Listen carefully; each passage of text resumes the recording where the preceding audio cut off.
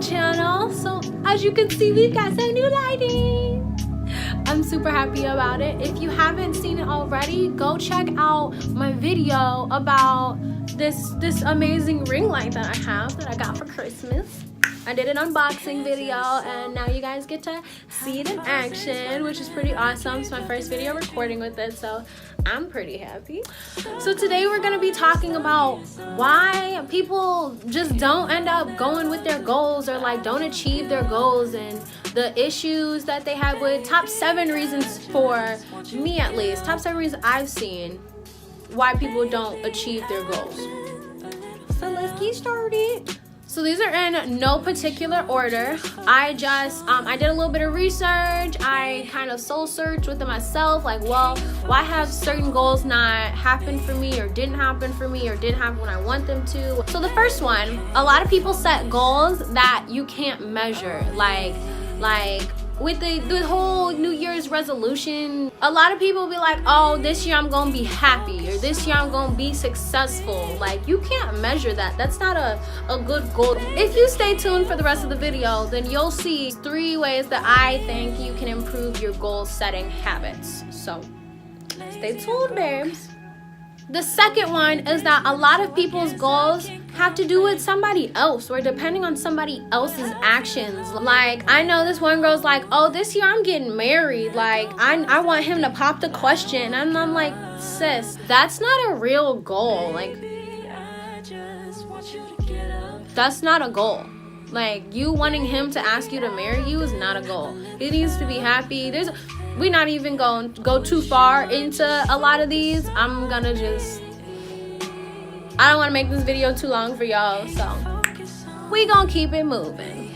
But you cannot have a goal that depends on somebody else's actions or the way somebody else does something, simply because then it one, does not hold you responsible. You are not the one that has to do the action. You are not the one that has to work on something, and that's not okay. You can't set a goal of something that you aren't the one doing anyway.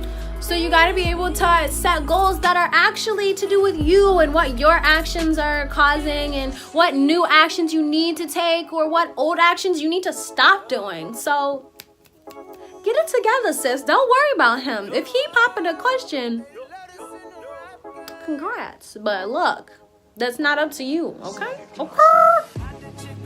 The third one is that it doesn't motivate you. Like, the goal you've set does not motivate you. It does not make you want to achieve it. It's just like, oh, that would be cool.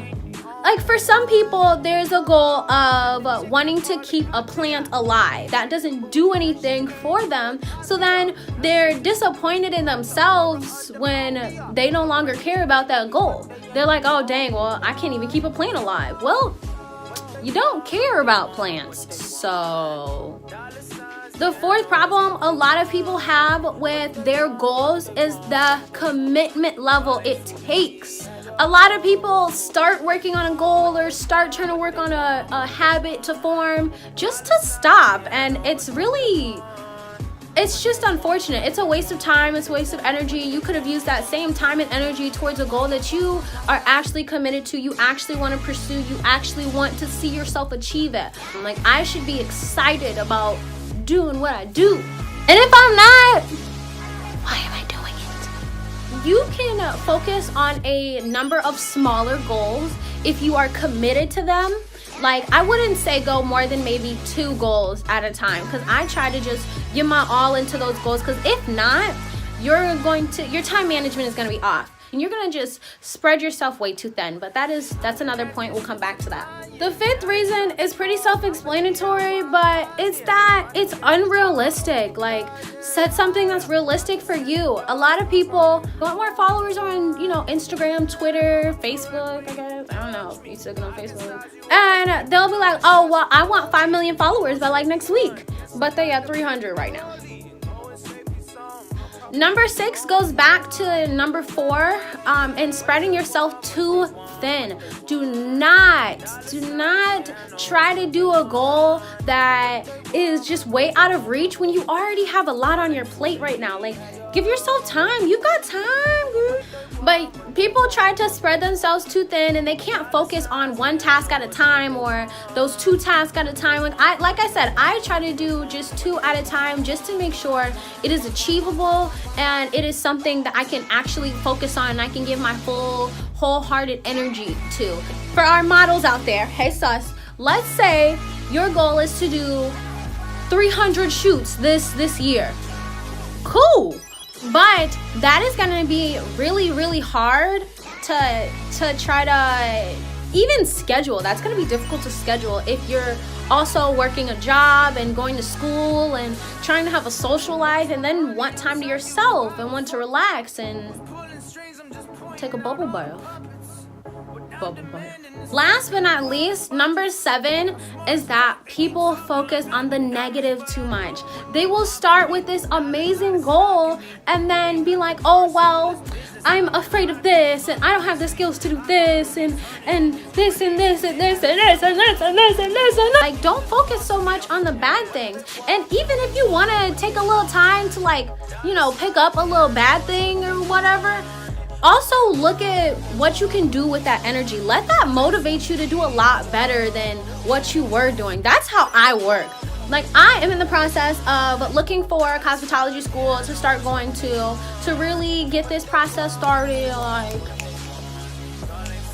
if I focused on, so my goal, let's take this as an example. My goal in this would be getting my cosmetology license. If I focused on the things I did not know how to do, sis, when I tell you, 2 years ago, I did not know how to do nothing to my hair. 5 years ago, oh God, you don't even want to know. In high school is when most people start actually doing their own hair.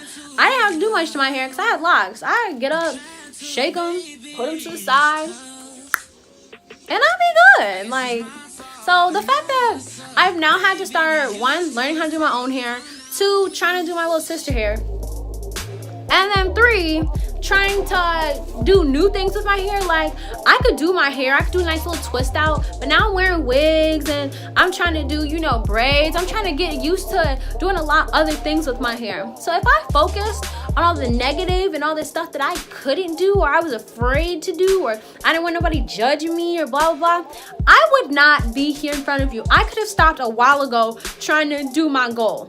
No, I'm going to get this coin on my own. I'm not going to work an hourly on my life. I'm gonna be an entrepreneur. And if you go to cosmetology school, give me some tips below, please. Like, or if you're thinking about it or you thought about it or you went, you got anything to say about any advice, really, give me all of that. All of that.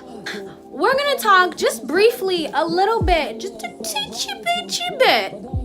Just much. Maybe a little bigger. Maybe that much. About how you can set some good goals or some smarter goals. With number 1 being set a SMART goal. SMART stands for specific, measurable, obtainable, relevant, and time bound, okay? So start making your goals based on that. You can do more research into what a SMART goal is and what each part of those means, but it's pretty self-explanatory. There's always like things on Google, articles and whatnot that will go more into depth about what that means. So definitely look those up if you're thinking about doing a SMART goal. The second thing you can do to try to make better goal planning is create a to-do list. At the top, have the goal right there, like the big picture goal, like for me, getting into cosmetology school. And then what do I need to do to get there? I like to start with, okay, get my license. In order to get my license, I gotta take the test. In order to take the test, I gotta go to class because I need 1,500 hours just to take the test. Awesome. How am I gonna get them 1,500 hours? Go to school. You feel me? Like things like that, and just break it down into small, manageable chunks. So the to-do list is really you going through and seeing what do I need to check off this list, like in order, what needs to happen. And my third and final thing that will help you with better goal setting, Get yourself an accountability partner. So like my girl Kennedy, she has a YouTube channel as well. We talk all the time about, hey girl, you posted a video, hey girl, you doing this, you told me you was gonna do this, where is this video? It helps so much if you really need that extra pick-me-up, and if you feel like it's right for you, it works so well. I live by it. Because that way, you are more motivated to not only not disappoint yourself by not doing it, but you're not going to disappoint your accountability partner. You won't have to tell them bad news. You won't have to tell them like, so look, I ain't edit that video because I fell asleep. No, you edit it, you got it up there, and you're on your own stuff. I don't know why my dog is downstairs barking. But having an accountability partner puts you in check a little bit more. It keeps you on task and motivated to finish that task. It gives you somebody to hold you to your word.